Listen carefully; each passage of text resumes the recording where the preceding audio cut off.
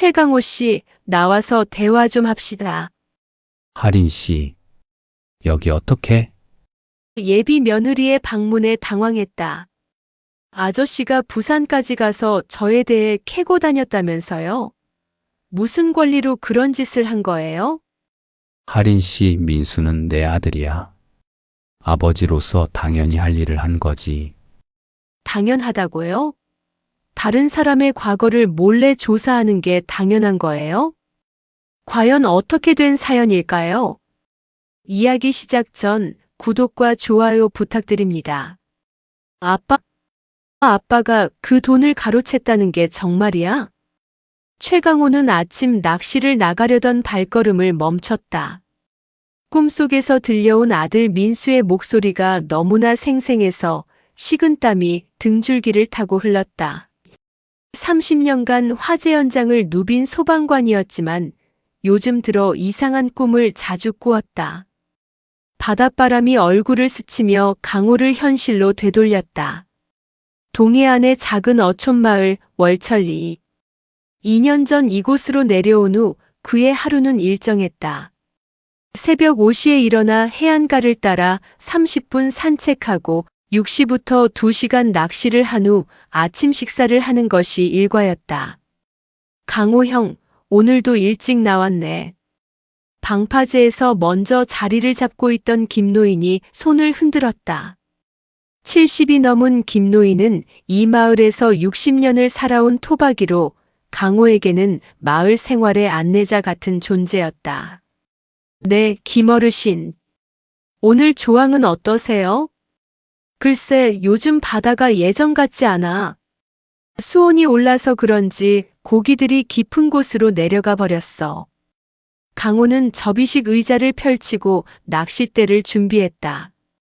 바다를 바라보며 낚시를 하는 이 시간이 그에게는 가장 평화로웠다. 소방관 시절의 긴장감과 스트레스가 모두 씻겨나가는 듯 했다. 서울 종로 소방서에서 30년간 근무했던 최강호. 수많은 화재 현장에서 생명을 구하고 사고 현장에서 사람들을 안전하게 대피시키는 일이 그의 전부였다. 하지만 나이가 들면서 체력의 한계를 느끼기 시작했고 마지막 화재 현장에서 겪은 일은 그에게 큰 상처를 남겼다. 5층 아파트 화재였다. 강호는 연기로 가득 찬 복도를 뚫고 들어가 한 가족을 구해냈다. 하지만 마지막에 구조한 어린아이가 연기흡입으로 병원에서 의식을 잃고 일주일간 생사를 오갔다. 다행히 아이는 회복했지만 그 일주일간 강호는 잠을 제대로 이루지 못했다. 내가 더 빨랐다면. 그런 자책감이 그를 조기 퇴직으로 이끌었다. 그리고 젊은 시절 여행으로 들렀던 월천리의 평온한 풍경이 떠올라 이곳에 정착하게 되었다. 아, 입질이다. 강호의 낚싯대 끝이 구부러졌다. 30cm 정도 되는 방어 한 마리가 올라왔다. 김노인이 박수를 쳤다. 역시 서울서 온 사람은 달라. 손맛이 남다르네. 운이 좋았을 뿐입니다. 강호는 겸손하게 웃으며 고기를 쿨러박스에 넣었다. 하지만 속으로는 뿌듯했다. 소방관 시절 예민했던 감각이 낚시에도 도움이 되는 것 같았다. 2시간 후 강호는 낚시를 정리하고 마을로 돌아왔다. 월천리는 인구 300명 정도의 작은 어촌마을로 주민 대부분이 어업에 종사했다. 강호처럼 도시에서 내려온 귀촌이는 몇 명 되지 않았다. 마을회관 앞을 지나는데 익숙한 목소리가 들렸다. 아버지. 뒤돌아보니 아들 민수가 누군가와 함께 걸어오고 있었다. 25살인 민수는 서울에서 IT 회사에 다니고 있었다. 그런데 옆에 있는 여자는 처음 보는 얼굴이었다. 민수야, 갑자기 웬일이야? 아버지께 소개해드리고 싶은 분이 있어서요. 이분은 서아린 씨고 제 여자친구입니다. 하린은 정중하게 인사했다. 안녕하세요. 서아린입니다. 민수 씨에게 아버지 이야기를 많이 들었어요. 강호는 할인을 자세히 살펴봤다. 키 165cm 정도의 단정한 외모, 차분한 말투였다. 하지만 뭔가 어색한 느낌이 들었다. 소방관 시절 기른 직감이 속삭였다.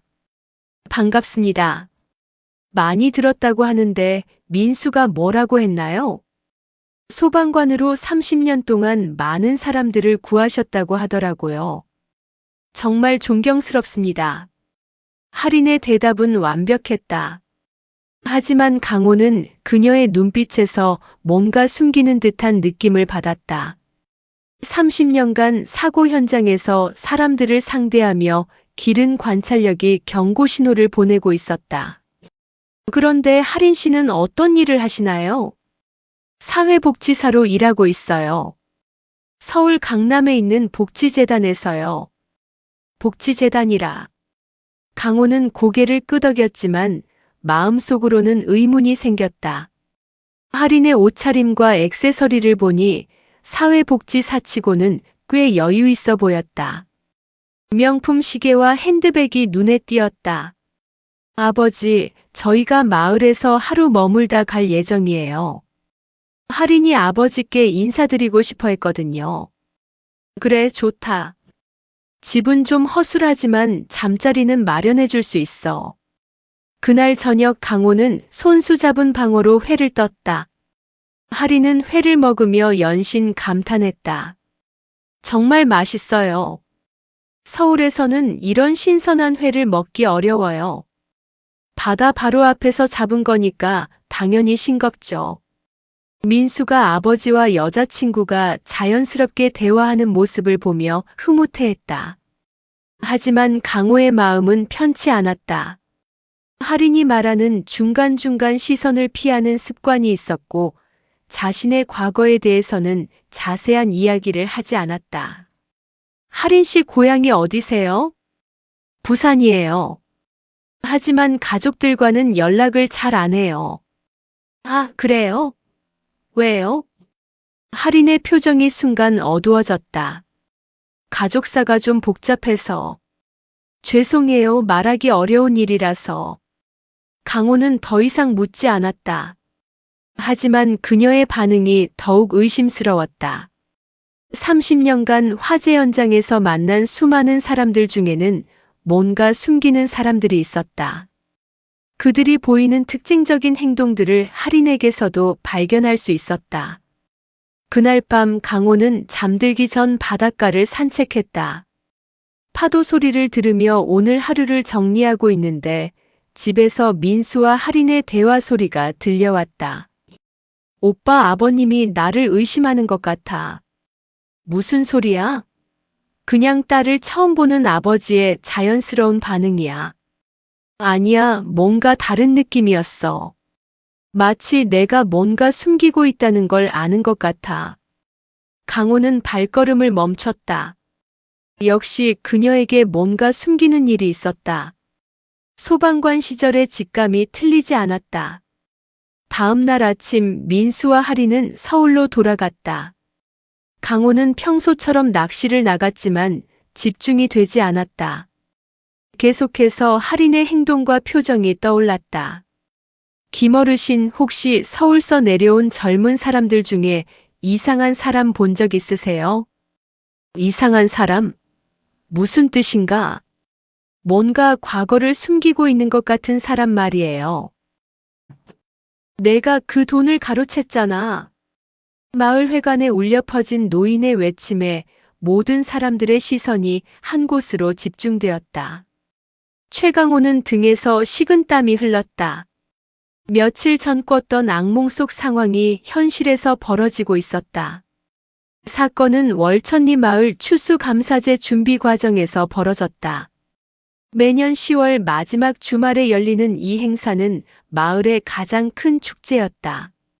올해는 특별히 서할인이 행사 기부금 전달식을 맡게 되었다. 할인 씨가 서울에서 복지 일을 하시니까 이런 행사 진행이 익숙하실 것 같아서요.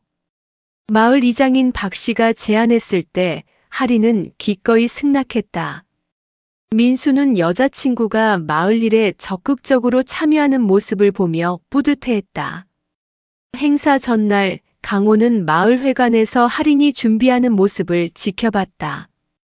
그녀는 기부금 전달 순서와 감사 인사말을 꼼꼼히 점검하고 있었다.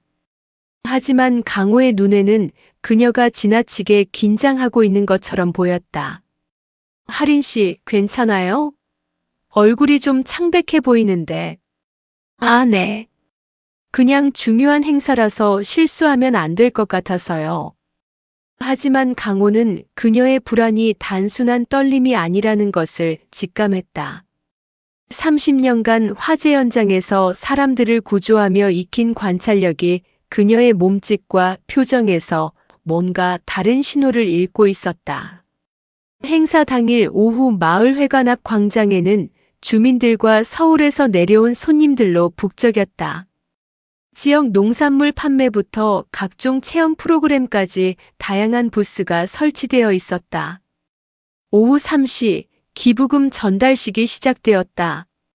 할인은 단상에서 마이크를 잡고 준비된 인사말을 읽기 시작했다. 안녕하세요. 저는 서울에서 온 서할인입니다.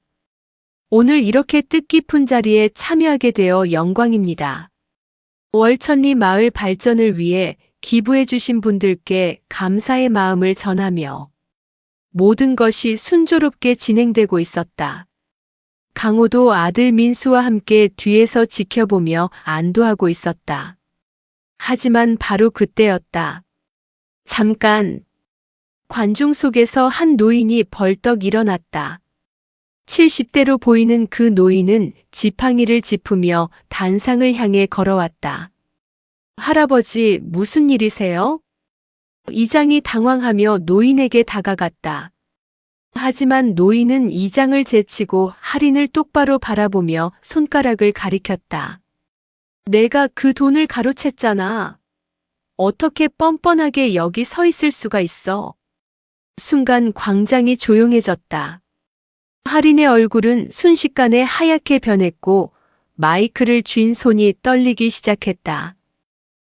죄송하지만 저를 잘못 보신 것 같아요. 할인의 목소리는 떨리고 있었다. 강호는 그녀의 반응에서 뭔가 심상치 않은 것을 감지했다. 만약 정말 오해라면 당당하게 해명했을 텐데 지금의 반응은 뭔가 숨길 것이 있는 사람의 모습이었다. 잘못 봤다고. 나는 절대 잊을 수 없어. 3년 전 부산 해운대구 복지재단에서 내가 한 짓을. 부산 복지재단. 강호의 머릿속에서 경보음이 울렸다. 할인이 부산 출신이라고 했고 복지재단에서 일한다고 했다. 우연의 일치치고는 너무 구체적이었다. 할아버지, 뭔 소리세요? 할인이가 무슨 잘못을 했다는 거예요? 민수가 앞으로 나서며 노인에게 따졌다. 하지만 노인은 흥분을 가라앉히지 못했다.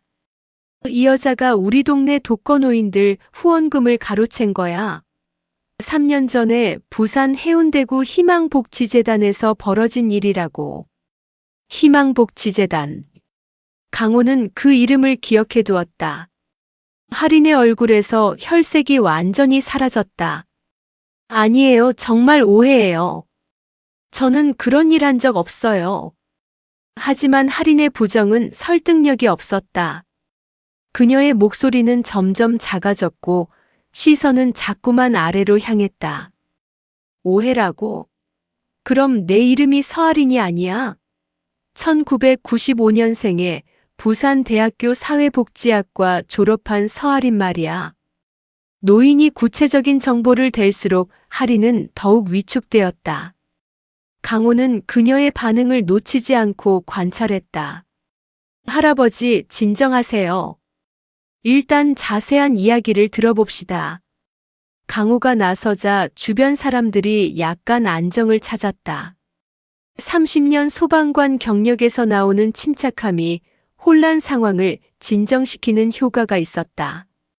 저 여자 때문에 우리 동네 할머니 3분이 받아야 할 생계비를 못 받았어요. 한 달에 50만 원씩 6개월간 300만 원을 가로챘다고. 노인의 증언은 구체적이었다. 강호는 할인을 바라봤다. 그녀는 이제 눈물을 글썽이며 고개를 떨구고 있었다. 민수야. 강호가 아들을 불렀다. 민수는 당황한 표정으로 아버지를 바라봤다. 일단 할인 씨를 집으로 모시자. 여기서 이러면 안 돼. 네, 알겠습니다. 민수는 할인의 어깨를 감싸며 그녀를 마을회관 밖으로 데려갔다. 할인은 끝까지 고개를 들지 못했다. 강호는 노인에게 다가가서 조용히 말했다. 할아버지, 자세한 이야기를 좀 들어볼 수 있을까요? 물론이죠. 저는 부산에서 올라온 정만출이라고 합니다. 오늘 마침 친구 만나러 이쪽에 왔다가 우연히 저 여자를 본 거예요. 정만출 할아버지는 3년 전 부산에서 겪었던 일을 자세히 들려주었다. 희망복지재단에서 독거노인 지원 프로그램을 담당했던 서아린이 서류를 조작해서 지원금을 빼돌렸다는 것이었다. 증거도 있나요? 당시 재단에서 내부 조사를 했어요. 하지만 증거 불충분으로 불기소 처분을 받았죠. 그래도 재단에서는 해고시켰어요. 강호의 머릿속이 복잡해졌다. 불기소 처분이라는 것은 법적으로는 무죄지만 의혹은 남아있다는 뜻이었다. 그날 밤 강호의 집은 무거운 침묵에 휩싸였다. 민수는 할인과 함께 방에서 나오지 않았고 강호는 거실에서 혼자 생각에 잠겼다. 30년간 화재 현장에서 사람들을 구조하면서 배운 것이 있었다. 진짜 무고한 사람은 당당하게 자신의 결백을 주장한다는 것이다. 하지만 할인의 반응은 그렇지 않았다. 새벽 2시쯤 강호는 민수방에서 나는 소리를 들었다. 할인이 울고 있었다. 오빠, 어떻게 해야 해? 다 들켜버렸어. 할인아, 진정해. 일단 내가 알아볼게. 하지만 내 아버지 표정 봤어? 완전히 의심하고 있잖아. 강호는 가슴이 답답해졌다. 역시 할인에게 뭔가 숨기는 일이 있었던 것이다. 아들의 행복을 생각하면 모른 척하고 싶었지만 30년간 길러온 정의감이 그것을 허락하지 않았다. 다음 날 아침 할인과 민수는 서둘러 서울로 돌아갔다. 할인은 강호와 눈을 마주치지 못했고 민수는 아버지에게 나중에 전화드릴게요라는 말만 남기고 떠났다. 강호는 텅 빈 집에서 정만출 할아버지가 남긴 명함을 바라봤다. 거기에는 부산의 전화번호가 적혀 있었다. 소방관으로서 30년간 지켜온 원칙이 있었다. 의심스러운 상황은 반드시 확인하고 위험 요소는 미리 제거한다는 것이다. 아들의 미래가 걸린 일이라면 더욱 그랬다. 강호는 휴대폰을 들고 부산으로 전화를 걸기 시작했다. 여보세요, 부산 해운대구청입니까? 희망복지재단에 대해 문의드리고 싶은데요. 최강호는 새벽부터 부산의 여러 기관에 전화를 걸었다. 30년간 소방관으로 일하면서 익힌 정보 수집 능력을 총동원했다. 화재 원인을 조사할 때처럼 체계적이고 꼼꼼하게 접근했다. 그 재단은 2년 전에 문을 닫았습니다. 내부 비리 문제 때문에요.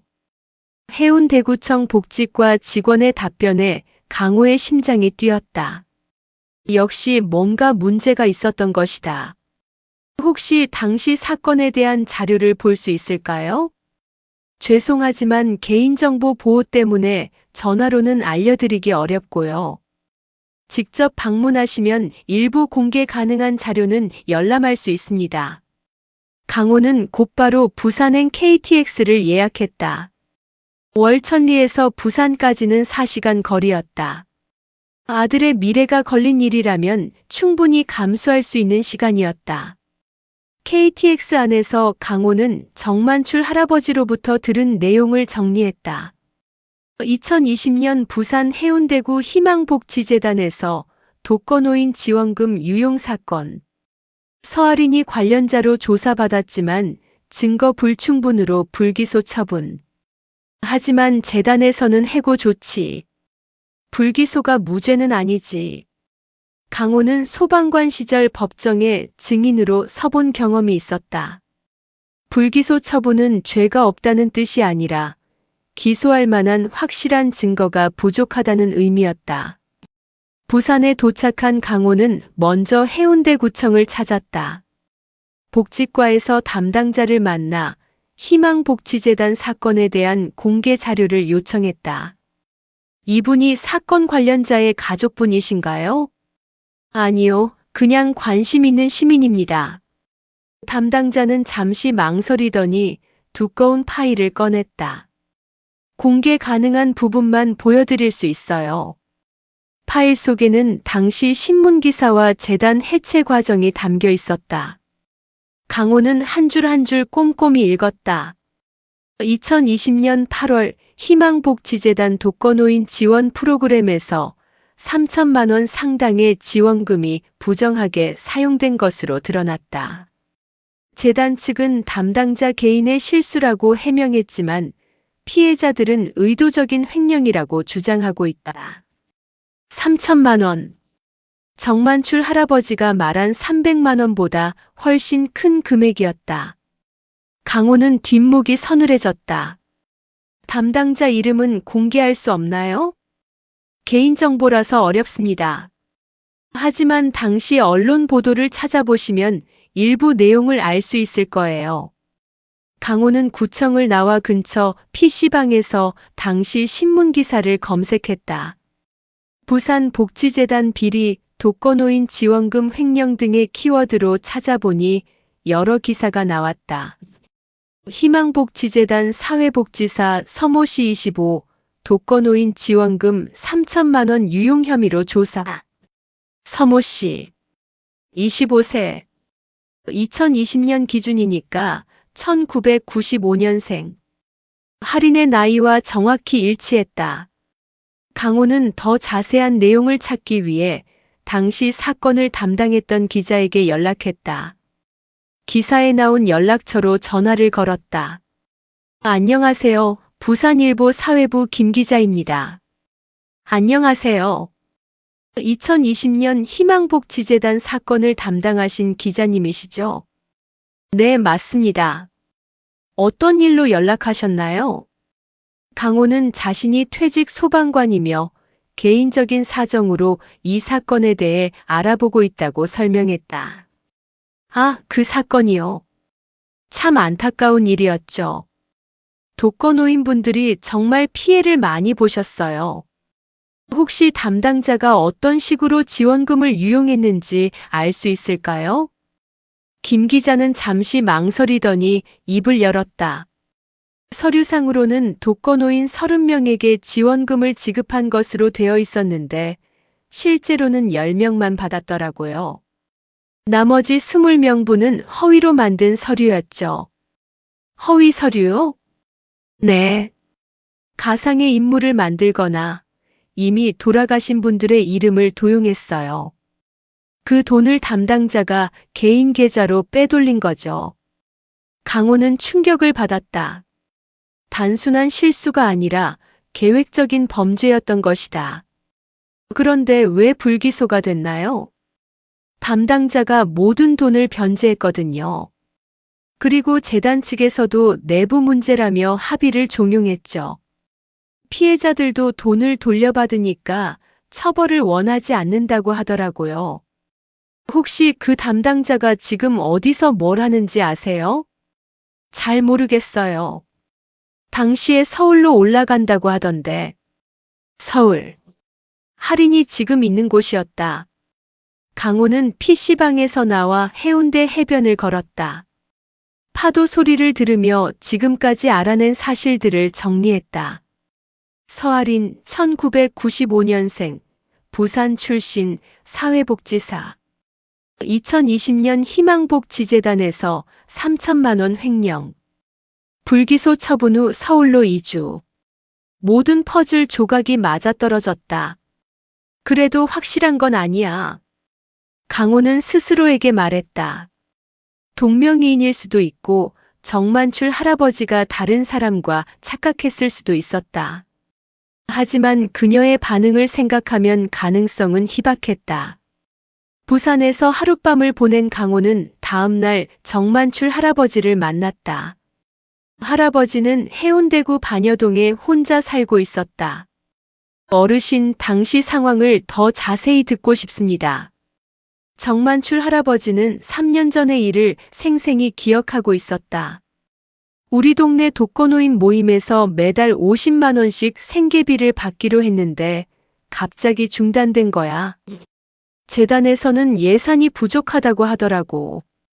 그런데 어떻게 횡령이라는 걸 알게 되셨나요? 재단 내부에서 일하던 다른 직원이 알려줬어. 서아린이라는 여자가 가짜 서류를 만들어서 돈을 빼돌렸다고 하더라고.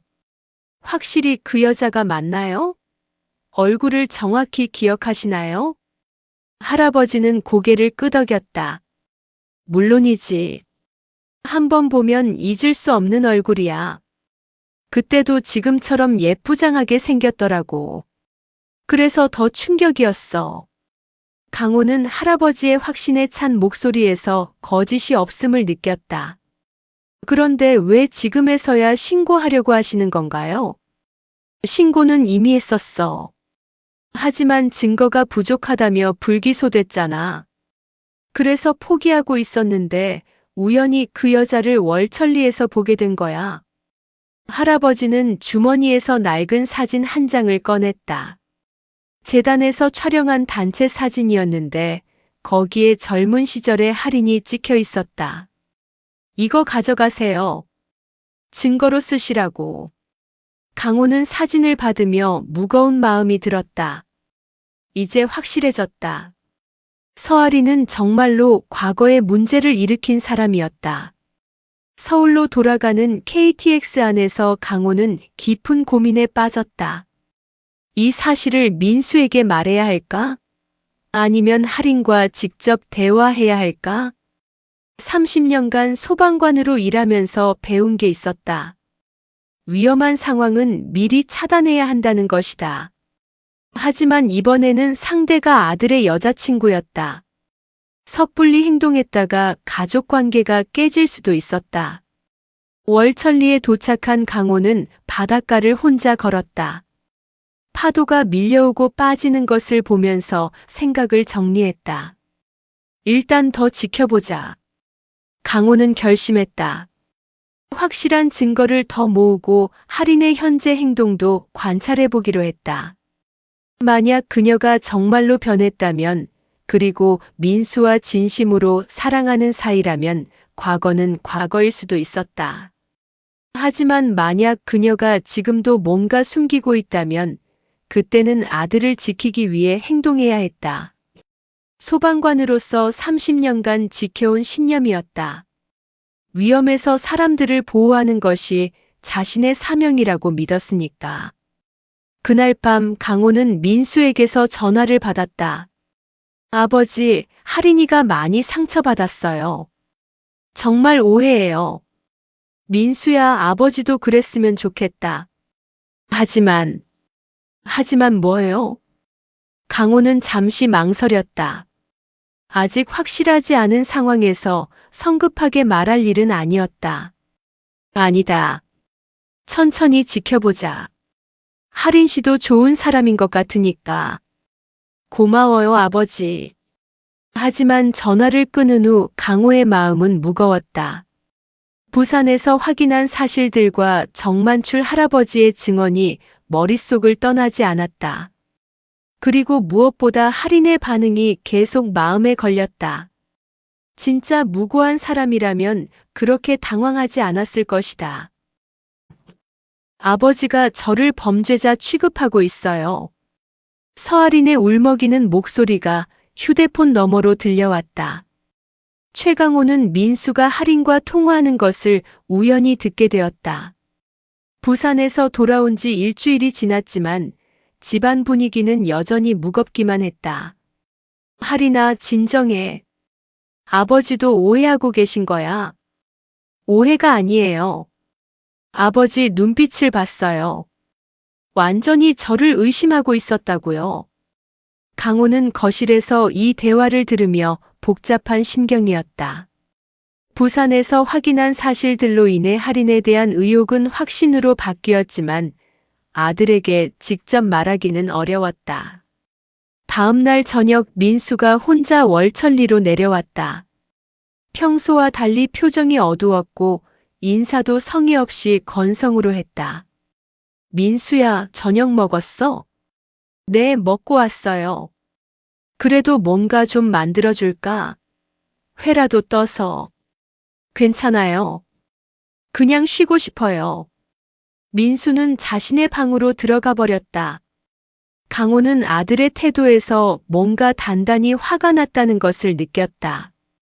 1시간 후 민수가 방에서 나와 강호와 마주 앉았다.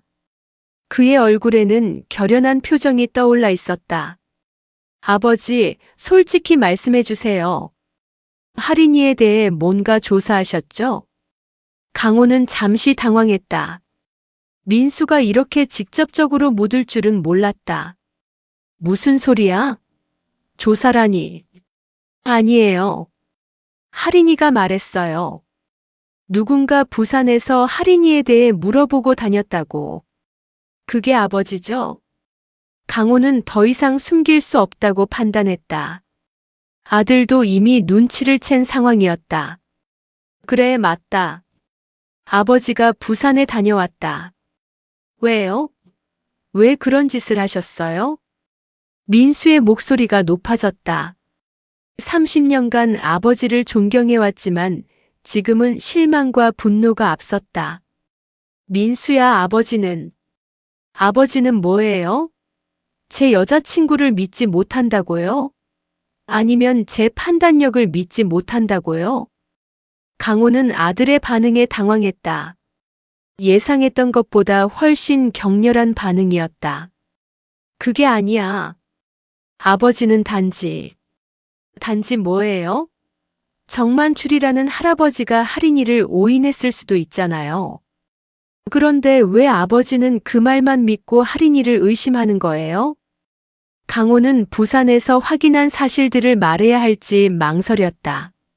하지만 아들이 이미 감정적으로 격해진 상태에서 더 충격적인 사실을 말하면 상황이 더 악화될 것 같았다. 민수야, 아버지 말 좀 들어봐. 정만출 할아버지뿐만 아니라. 아니에요.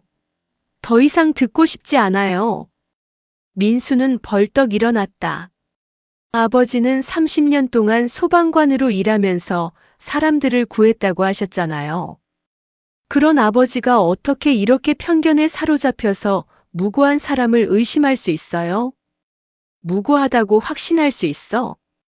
강호도 감정이 북받쳐 올랐다. 민수야, 아버지는 30년간 수많은 사람들을 봐왔어. 진짜 무고한 사람과 뭔가 숨기는 사람의 차이를 구분할 수 있다고. 그럼 할인이가 뭘 숨기고 있다는 거예요? 구체적으로 말해보세요. 민수의 도전적인 태도에 강호는 더 이상 참을 수 없었다. 부산에서 확인한 모든 사실을 쏟아내기 시작했다. 좋아, 그럼 들어봐. 할인이는 2020년에 부산 희망복지재단에서 3천만 원을 횡령했어. 독거노인들을 위한 지원금을 가짜 서류를 만들어서 빼돌렸다고. 민수의 얼굴이 하얗게 변했다. 그게 증거가 있어요? 부산일보 기자와도 직접 통화했고 당시 재단 관련 자료도 확인했어. 그리고 정만출 할아버지에게서 당시 재단에서 찍은 단체 사진도 받았어. 강호는 주머니에서 사진을 꺼내 민수에게 보여줬다. 사진 속에 젊은 할인이 선명하게 찍혀 있었다. 이건. 민수는 사진을 들여다보며 말을 잇지 못했다. 분명히 할인이었다. 그럼에도 불구하고 아버지는 성급하게 판단하고 싶지 않았어. 혹시 그 일이 오해이거나 아니면 할인이가 정말로 변했을 수도 있으니까. 강호의 목소리가 차분해졌다. 하지만 민수야, 내가 알아야 할 권리가 있어. 그리고 아버지는 내가 상처받는 것을 원하지 않아. 민수는 한동안 말을 하지 못했다. 머릿속이 복잡했다. 할인을 사랑했지만 아버지가 제시한 증거들은 무시하기 어려웠다. 하지만 아버지, 사람은 변할 수 있잖아요. 할인이가 과거에 실수를 했다고 해서 지금도 나쁜 사람이라고 할 수 있어요? 물론이야. 아버지도 그렇게 생각해. 하지만 문제는 할인이가 아직도 그 과거를 숨기고 있다는 거야. 숨기고 있다고요? 그래. 만약 정말로 변했다면, 그리고 너를 진심으로 사랑한다면 자신의 과거를 솔직하게 말했어야 해. 하지만 할인이는 그러지 않았어. 민수는 이 말에 할 말이 없었다. 실제로 할인은 자신의 과거에 대해 구체적으로 말한 적이 없었다. 그럼 아버지는 어떻게 하자는 거예요? 할인이와 직접 대화해봐. 그리고 솔직하게 물어봐. 과거에 무슨 일이 있었는지, 그리고 지금은 정말로 변했는지. 민수는 고개를 끄덕였지만 표정은 여전히 어두웠다. 하지만 아버지, 만약 할인이가 모든 걸 인정하고 진심으로 반성한다면? 그럼 아버지도 받아들이겠어. 하지만 조건이 있어. 조건이요? 더 이상 거짓말은 안 돼. 그리고 혹시라도 지금도 뭔가 숨기고 있는 일이 있다면 모두 털어놔야 해. 그날 밤 민수는 할인에게 전화를 걸었다. 강호는 멀리서 아들의 목소리를 들을 수 있었다. 할인아, 우리 만나서 이야기해야 할 것 같아. 무슨 이야기? 내 과거에 대해서. 그리고 우리 미래에 대해서. 할인은 한동안 말이 없었다. 그리고 작은 목소리로 대답했다. 알았어. 내일 만나자. 전화를 끊은 후 민수는 아버지를 바라봤다. 아버지, 내일 할인이와 만나서 모든 걸 확인해 볼게요. 하지만 한 가지는 약속해 주세요. 뭐? 할인이가 진심으로 반성하고 변했다면 아버지도 그녀를 받아들여 주세요. 강호는 아들의 간절한 눈빛을 보며 고개를 끄덕였다. 약속한다. 하지만 너도 약속해라. 만약 할인이가 아직도 뭔가 숨기고 있다면 그때는 냉정하게 판단하겠다고. 네, 약속할게요. 하지만 두 사람 모두 내일의 만남이 어떤 결과를 가져올지 알 수 없었다. 강호는 아들이 상처받을까 걱정되었고 민수는 할인이 자신에게 실망을 안겨줄까 두려웠다. 그날 밤 강호는 바닷가를 혼자 걸었다. 파도 소리를 들으며 지금까지의 일들을 정리해봤다. 소방관으로서 30년간 지켜온 신념이 있었다. 위험에서 사람들을 보호하는 것. 하지만 이번에는 보호해야 할 대상이 자신의 아들이었고 위험 요소는 그 아들이 사랑하는 여자였다. 내가 옳은 일을 하고 있는 걸까? 강호는 스스로에게 물었다. 하지만 답은 명확했다. 아들의 행복을 위해서라면 때로는 진실을 마주해야 한다는 것이었다. 내일이면 모든 것이 결정될 것이다. 할인이 과거를 솔직하게 털어놓고 진심으로 반성한다면 그녀를 받아들일 수도 있었다. 하지만 만약 아직도 뭔가 숨기고 있다면 그때는 아들을 지키기 위해 더 강경하게 나서야 했다. 파도가 밀려왔다가 다시 바다로 돌아가는 것을 보며 강호는 내일의 진실이 어떤 모습일지 궁금했다. 민수야, 정말 미안해. 이제 모든 걸 말할게.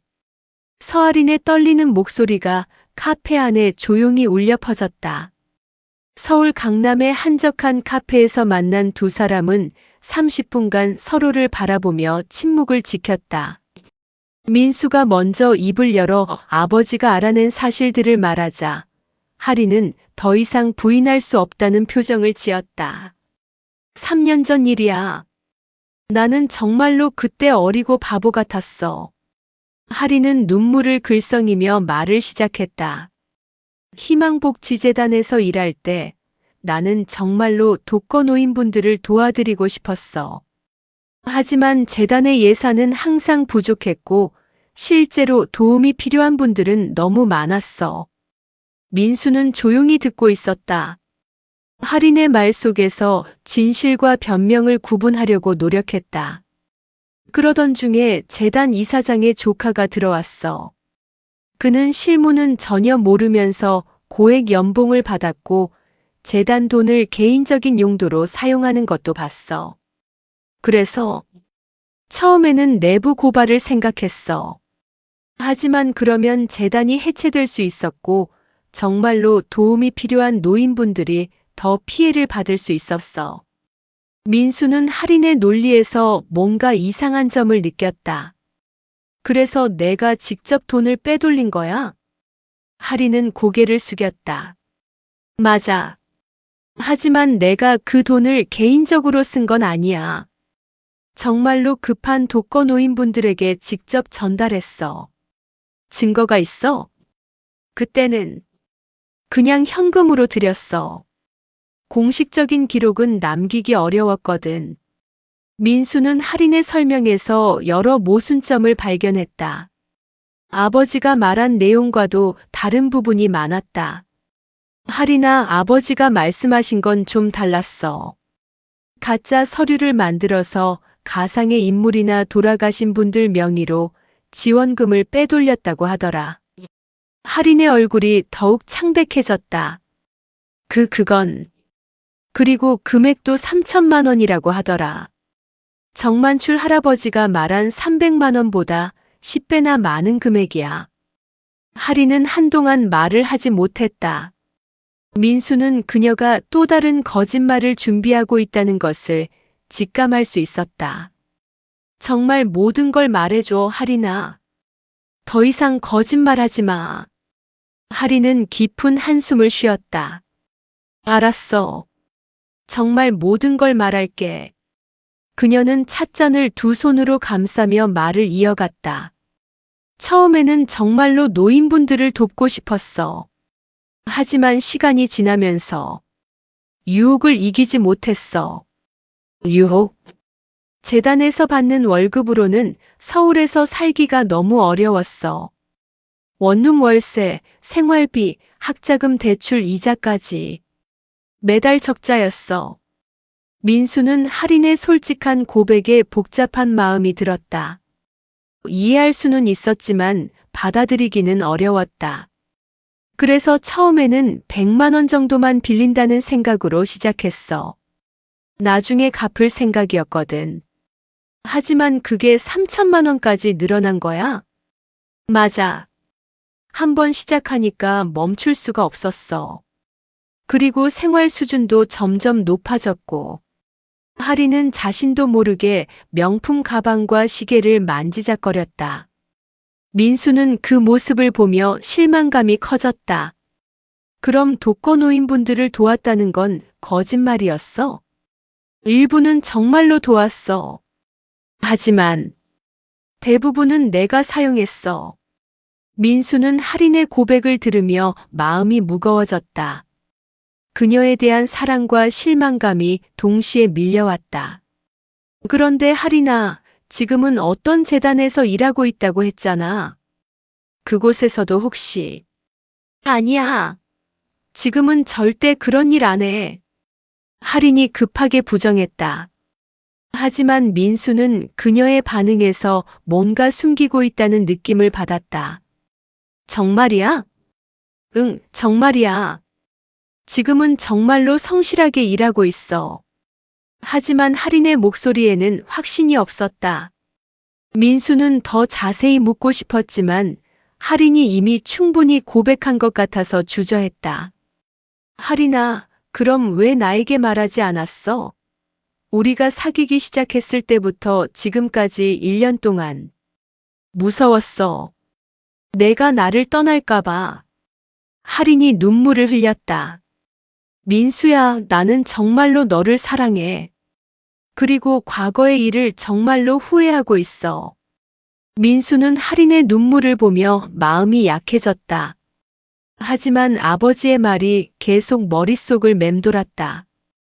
진짜 변한 사람이라면 처음부터 솔직하게 말했어야 한다는 것. 할인아, 나도 너를 사랑해. 하지만, 신뢰가 깨졌어. 1년 동안 너는 나에게 거짓말을 한 거야. 할인은 민수의 말에 더욱 울었다. 미안해, 정말 미안해. 어떻게 하면 다시 믿어줄 수 있을까? 민수는 한동안 생각했다. 할인을 사랑했지만 이 상황을 어떻게 해결해야 할지 모르겠었다. 시간이 필요할 것 같아, 할인아. 얼마나? 모르겠어. 그리고 한 가지 조건이 있어. 뭐든지 할게. 더 이상 거짓말은 안 돼. 지금도 혹시 내가 모르는 일이 있다면 모두 말해줘. 할인은 잠시 망설였다. 그 순간 민수는 아직도 뭔가 숨기고 있다는 것을 직감했다. 할인아, 또 뭔가 있지? 아니야. 아무것도 없어. 하지만 할인의 부정은 설득력이 없었다. 민수는 실망감을 감추지 못했다. 할인아, 방금 전에 더 이상 거짓말하지 말라고 했잖아. 할인은 더 이상 숨길 수 없다고 판단했다. 알았어. 사실, 지금 일하는 재단에서도 작은 문제가 있어. 어떤 문제? 횡령은 아니야. 하지만, 후원금 관리에서 약간의 부정이 있어. 민수는 충격을 받았다. 할인이 과거를 반성했다고 생각했는데 지금도 비슷한 일에 연루되어 있다는 것이었다. 구체적으로 뭐야? 후원자들이 낸 돈의 일부가 실제 사업에 쓰이지 않고 임직원들의 복리후생비로 사용되고 있어. 그리고 나도 그 혜택을 받고 있어. 민수는 더 이상 들을 수 없었다. 할인이 과거를 진심으로 반성했다고 생각했는데 지금도 비슷한 일에 연루되어 있었다.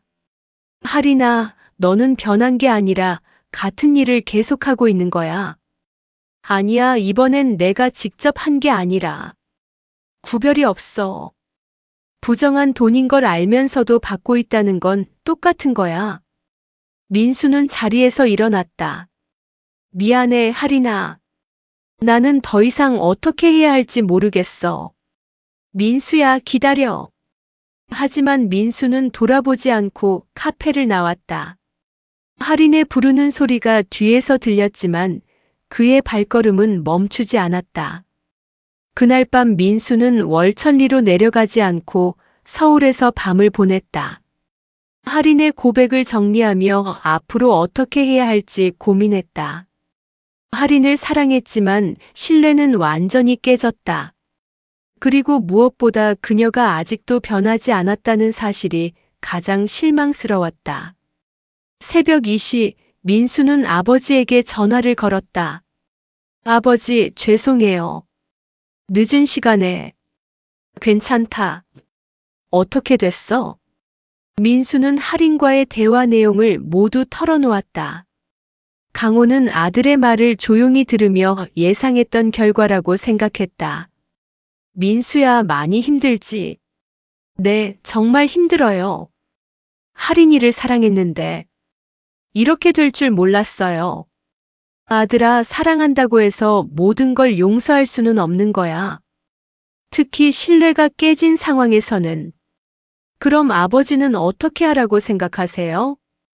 강호는 잠시 생각했다. 아들이 내린 결정을 존중하고 싶었다. 그건 내가 결정할 일이야. 하지만 아버지의 생각을 말하자면 진짜 변한 사람이라면 같은 실수를 반복하지 않았을 거야. 민수는 아버지의 말에 깊이 공감했다. 할인이 진심으로 반성했다면 지금도 비슷한 일에 연루되지 않았을 것이다. 아버지, 제가 내린 결론에 대해 후회하지 않을 거예요. 어떤 결론을? 할인이와 헤어지기로 했어요. 강호는 아들의 결정을 듣고 안도했다. 힘든 결정이었지만 올바른 선택이라고 생각했다. 최강호 씨, 나와서 대화 좀 합시다. 서아린의 차갑고 단호한 목소리가 월천리 강호의 집 앞에 울려 퍼졌다. 민수와 헤어진 지 사흘이 지난 아침이었다. 강호는 낚시를 나가려던 참이었는데 예상치 못한 방문객에 당황했다. 할인 씨, 여기 어떻게? 민수가 저와 헤어진다고 하더라고요. 그 이유가 아저씨 때문이라면서요. 할인의 모습은 3주 전 월천리에 처음 왔을 때와는 완전히 달랐다. 온화하고 차분했던 표정 대신 날카롭고 공격적인 분위기가 감돌았다. 들어와서 이야기하자. 아니에요. 여기서 할 말 다 할게요. 할인은 강호와 거리를 두고 서서 말을 이어갔다. 아저씨가 부산까지 가서 저에 대해 캐고 다녔다면서요? 무슨 권리로 그런 짓을 한 거예요? 강호는 할인의 변한 모습에 놀랐지만 30년 소방관 경력에서 나온 침착함을 유지했다. 할인 씨, 민수는 내 아들이야. 아버지로서 당연히 할 일을 한 거지. 당연하다고요? 다른 사람의 과거를 몰래 조사하는 게 당연한 거예요? 할인의 목소리가 점점 높아졌다. 마침 김노인을 비롯한 몇몇 마을 주민들이 지나가다가 이 광경을 보게 되었다. 할인 씨, 목소리 좀 낮춰. 이웃들이 다 듣잖아. 듣게 놔두세요. 어차피 아저씨가 저에 대해 퍼뜨린 소문 때문에 이 동네에서도 저는 범죄자 취급당하고 있으니까요. 강호는 할인의 말에 의외였다. 자신은 마을 사람들에게 할인에 대한 이야기를 한 적이 없었다. 무슨 소리야? 나는 아무에게도. 거짓말하지 마세요. 정만출이라는 할아버지가 이 동네 사람들한테 다 얘기했다면서요. 강호는 그제서야 상황을 파악했다. 정만출 할아버지가 월천리에 다시 와서 마을 사람들에게 할인에 대한 이야기를 한 모양이었다. 할인 씨, 그건 내가 시킨 일이 아니야. 결과는 같잖아요. 아저씨가 그 할아버지를 부추겨서 저를 망신시킨 거나 다름없어요. 할인은 주머니에서 휴대폰을 꺼냈다. 그리고 녹음 버튼을 눌렀다. 지금부터 대화를 녹음할게요. 혹시 나중에 아저씨가 딴소리하면 안 되니까요. 강호는 할인의 행동에서 뭔가 심상치 않은 것을 느꼈다. 단순히 화가 난 것 이상의 계획적인 모습이었다. 할인 씨, 뭘 하려는 거야? 간단해요. 아저씨가 제 명예를 훼손한 것에 대해 사과하고 민수에게 잘못된 정보를 제공한 것을 인정하라는 거예요. 잘못된 정보. 내가 확인한 건 모두 사실이잖아. 사실이라고 증명할 수 있어요? 3년 전 일을 지금 와서? 할인의 질문에 강호는 잠시 말문이 막혔다. 분명히 여러 경로로 확인한 사실이었지만 법적으로 완벽한 증거를 가지고 있는 것은 아니었다. 그리고 설사 과거에 제가 실수를 했다고 해도 그게 지금의 저를 판단하는 기준이 될 수 있나요?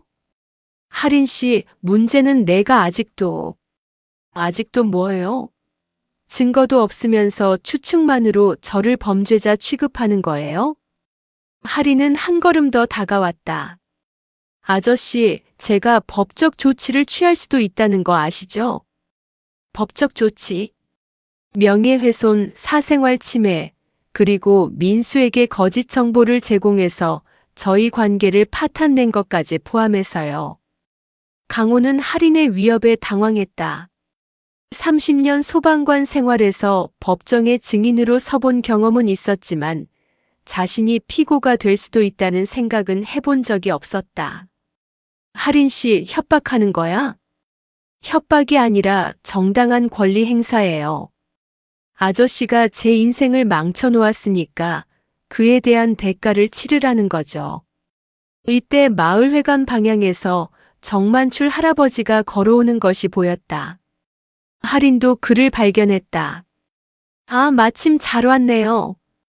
할인은 정만출 할아버지를 향해 큰 소리로 외쳤다. 할아버지, 저 기억하시죠? 정만출 할아버지는 할인을 보자 놀란 표정을 지었다. 너는? 네, 맞아요. 희망복지재단에서 일했던 서할인이에요. 그런데 할아버지, 저에 대해 거짓말을 퍼뜨리고 다니시면서 제 인생을 망치고 있더라고요. 거짓말. 나는 사실만 말했는데.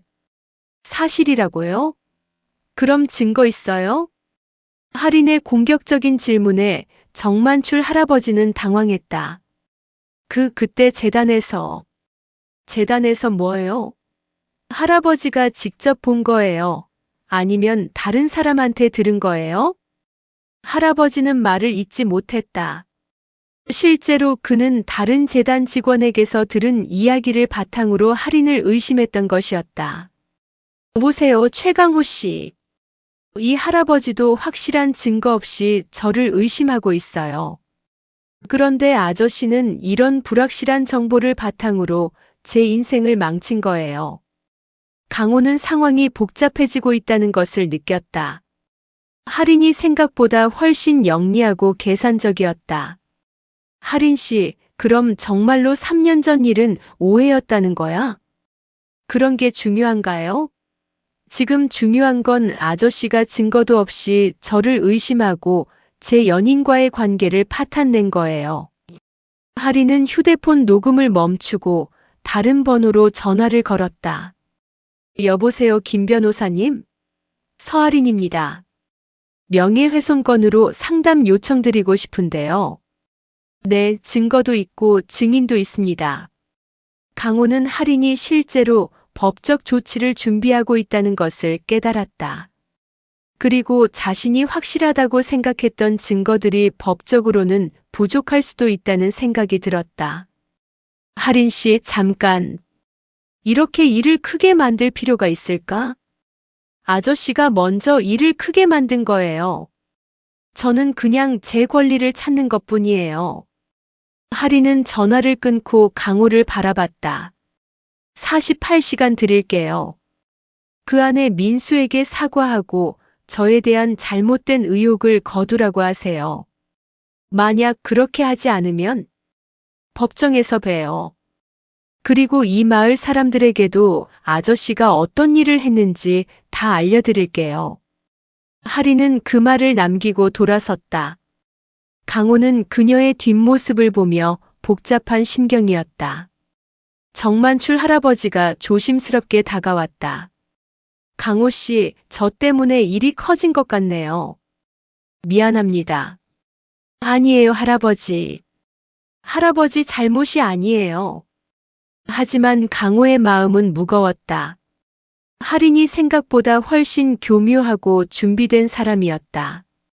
그리고 법적으로는 자신이 불리한 상황에 놓일 수도 있다는 것을 깨달았다. 그날 저녁 강호는 민수에게 전화를 걸었다. 민수야, 오늘 할인이가 여기까지 와서 난리를 쳤어. 네. 할인이가요?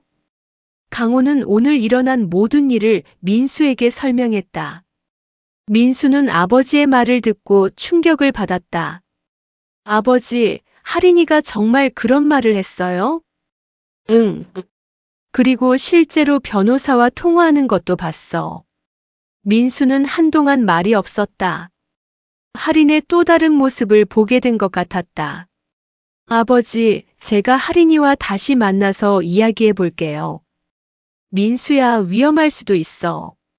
할인이가 생각보다 준비를 많이 한 것 같아. 그래도 이 일은 저 때문에 시작된 거니까 제가 해결해야 해요. 강호는 아들의 말에 걱정이 되었지만 이 상황을 해결할 수 있는 사람은 민수뿐이라고 생각했다. 알겠다. 하지만 조심해라. 그리고 혹시 모르니까 대화할 때 내가 녹음을 해도.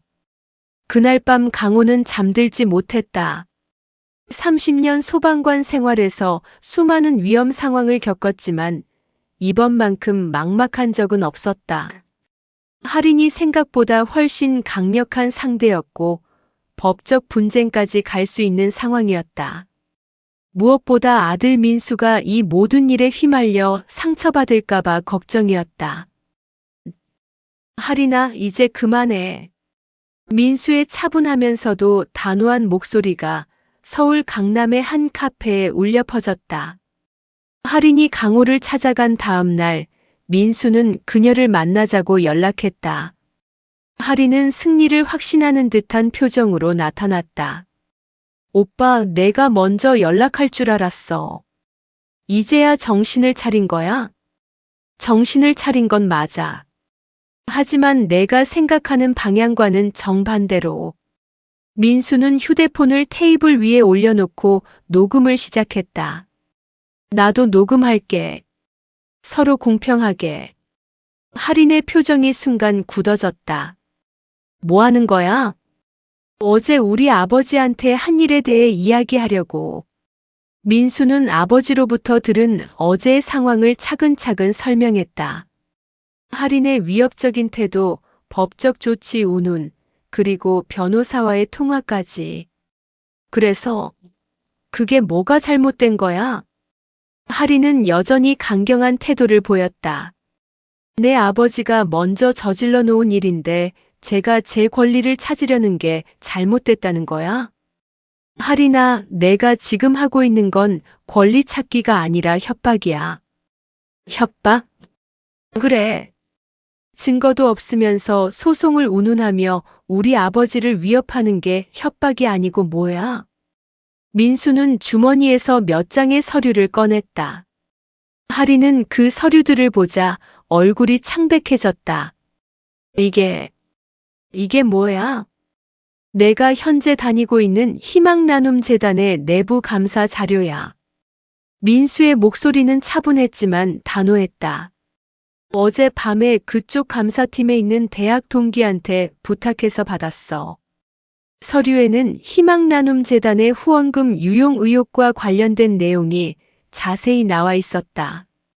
그리고 그 중심에 서할인의 이름이 있었다. 할인아, 내가 어제 우리 아버지한테 지금은 성실하게 일하고 있다고 했잖아. 이게 성실하게 일하는 거야? 할인은 서류를 보며 말을 잇지 못했다. 거기에는 그녀가 최근 6개월간 후원금 관리 업무에서 보인 의심스러운 행동들이 상세히 기록되어 있었다. 후원자 개인정보를 무단으로 열람한 것, 후원금 배분 과정에서의 조작 의혹, 그리고 가장 결정적으로 가짜 후원자 명단을 만들어서 돈을 빼돌린 흔적까지. 민수는 서류의 핵심 부분을 가리키며 말했다. 3년 전 부산에서 했던 것과 똑같은 수법이네. 할인의 손이 떨리기 시작했다. 이건 오해야. 제가 그런 일을 할 리가. 오해라고? 그럼 이것도 오해야? 민수는 또 다른 서류를 꺼냈다. 희망나눔재단 회계팀에서 작성한 내부 보고서였다. 내가 관리하는 계정에서 매달 500만 원씩 출처가 불분명한 돈이 들어오고 있어. 그 돈이 어디서 나온 건지 설명할 수 있어? 할인은 더 이상 변명할 수 없었다. 모든 증거가 명확했고 민수의 준비가 완벽했다. 민수야, 들어봐. 내가 설명할게. 설명은 필요 없어. 민수가 할인의 말을 끊었다. 이미 충분히 들었어. 3년 전에도 똑같은 변명을 했겠지? 처음에는 잠깐 빌리려고 했다. 나중에 갚으려고 했다. 정말로 필요한 사람들을 도우려고 했다. 할인의 얼굴에서 모든 색깔이 빠졌다. 민수가 자신의 모든 거짓말을 꿰뚫고 있다는 것을 깨달았다. 그리고 가장 중요한 건 내가 어제 우리 아버지한테 한 행동이야. 민수의 목소리가 차가워졌다. 진짜로 변했다면, 진짜로 과거를 반성했다면 그렇게 공격적으로 나오지 않았을 거야. 오히려 미안해했을 거고. 민수야. 하지만 넌 그러지 않았어. 오히려 협박을 했지. 왜? 들킬까봐 무서웠으니까. 민수는 자리에서 일어났다. 할인아, 내가 어제 우리 아버지한테 48시간 시간을 줬다고 했지? 나는 내게 24시간만 줄게. 무슨 소리야? 24시간 안에 희망나눔 재단을 그만두고 빼돌린 돈을 모두 반납해. 그리고 우리 아버지한테 진심으로 사과해. 할인이 벌떡 일어났다. 내가 왜 그런 걸 해야 해? 안 하면 이 모든 증거를 희망나눔재단 이사회와 검찰에 제출할 거야.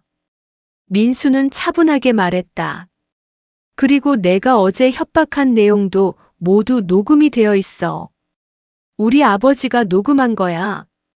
할인의 얼굴이 완전히 일그러졌다. 너 정말 이럴 거야? 내가 너를 사랑했던 건 사실이야. 하지만 그건 내가 알던 할인을 사랑했던 거지. 지금의 너를 사랑하는 게 아니야. 민수는 서류들을 정리하며 말했다. 할인아, 마지막 기회야. 지금이라도 정말로 변할 수 있다면 그때는 새로운 시작을 할 수 있을 거야. 하지만 우리는 끝이야. 이미 3일 전에 끝났어. 할인은 한동안 아무 말도 하지 못했다. 그리고 갑자기 눈물을 터뜨렸다. 민수야, 나 정말 무서워. 혼자서는 못하겠어. 그럼 도움을 받아. 상담을 받든지 가족의 도움을 받든지.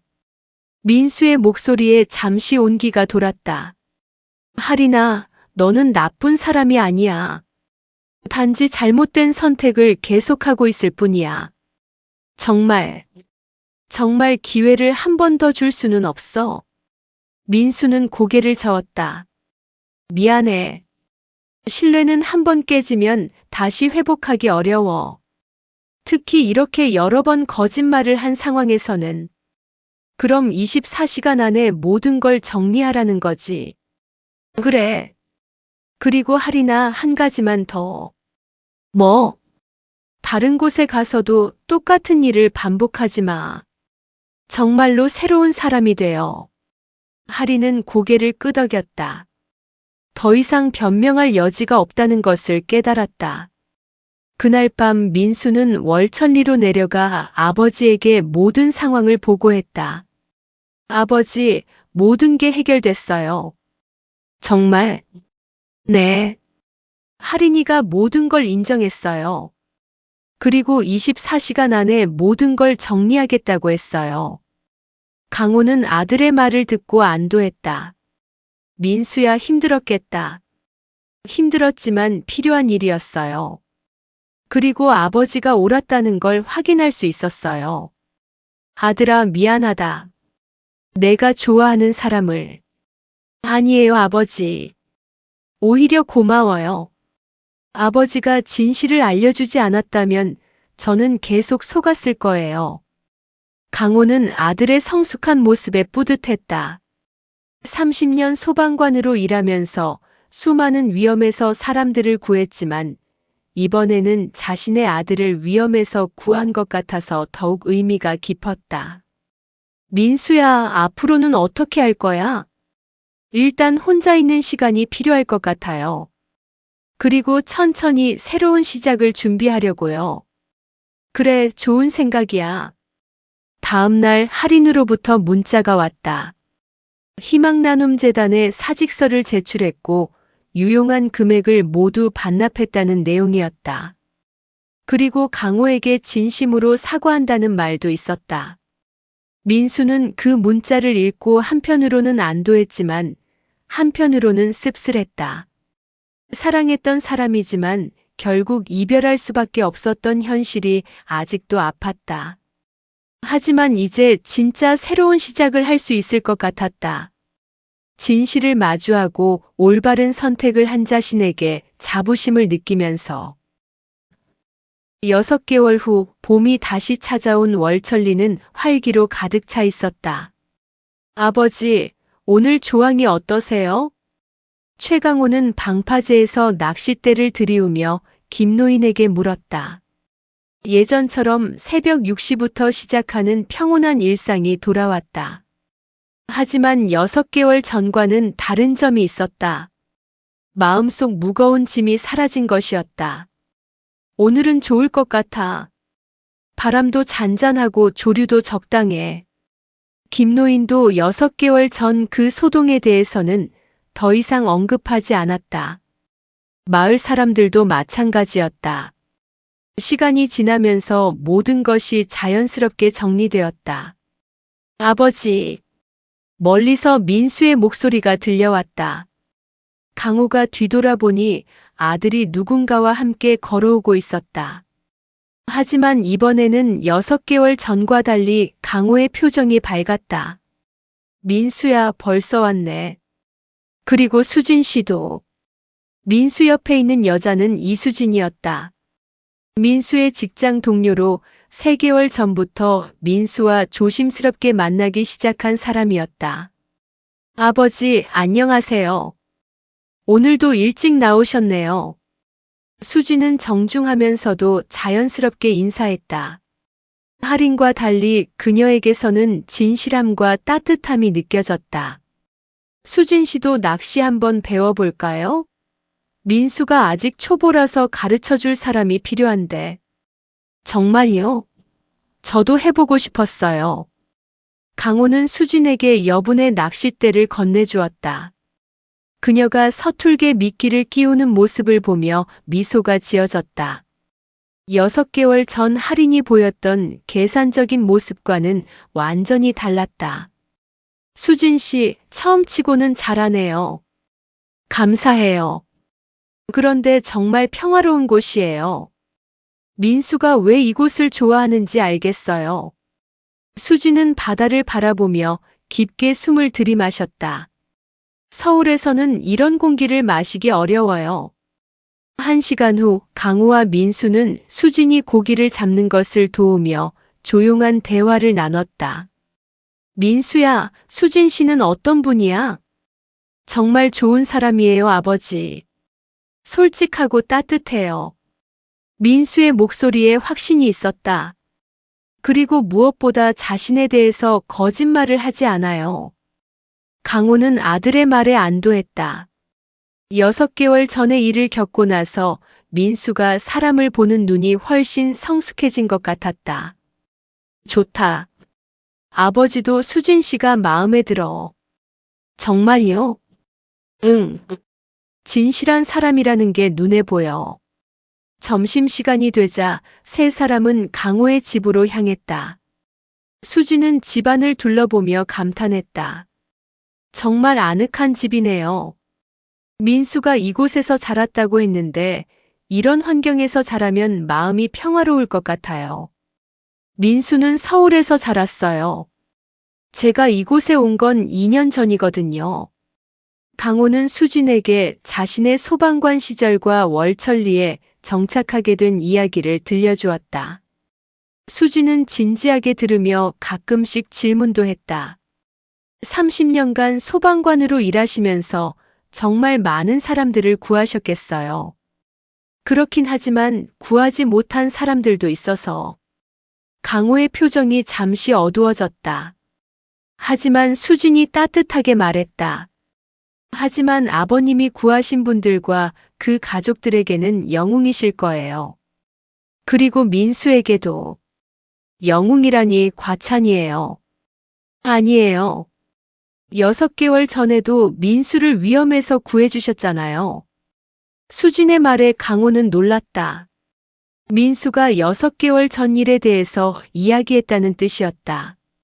민수한테 들었어요. 아버님이 얼마나 신중하고 꼼꼼하게 상황을 파악하셨는지. 민수가 설명했다. 수진이한테는 모든 걸 이야기했어요. 할인이 1부터 마지막까지. 그랬구나. 아버님, 처음에는 저도 민수가 왜 그렇게 힘들어했는지 이해가 안 됐어요. 하지만 이야기를 듣고 나니 정말 어려운 상황이었다는 걸 알겠더라고요.